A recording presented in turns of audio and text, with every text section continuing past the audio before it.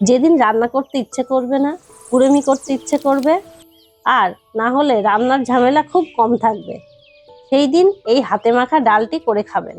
মাত্র 15 মিনিটে তৈরি হয়ে যায় এই হাতে মাখা ডাল। একবার খেলে বারবার বানাতে মন চাইবে। আমি এর আগেও বহুবার করে খেয়েছি, তাই আজকে আপনাদের সঙ্গে সেটি শেয়ার করলাম। প্রথমে 1 কাপ মুসুর ডাল নিয়ে ভালো করে ধুয়ে নেব।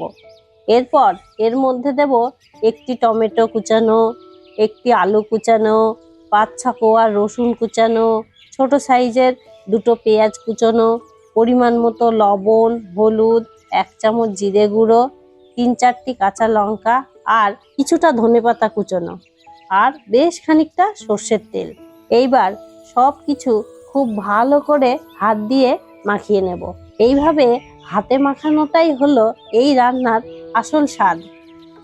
এইভাবে খুব ভালোভাবে বেশ খানিকক্ষণ ধরে মাখিয়ে নিতে হবে, যাতে মশলা, ডাল সব কিছু খুব ভালোভাবে একে অপরের সঙ্গে মিশে যায়। মাখা হয়ে গেলে কড়াইতে জল গরম করে তার মধ্যে ডাল দিয়ে দিন। এইবার ঢাকা দিয়ে ডাল সেদ্ধ হওয়া পর্যন্ত অপেক্ষা করুন।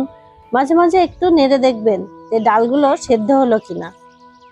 এইবার ডাল সেদ্ধ হয়ে গেলে পরিমাণ মতো একটু জল দিয়ে দেবেন।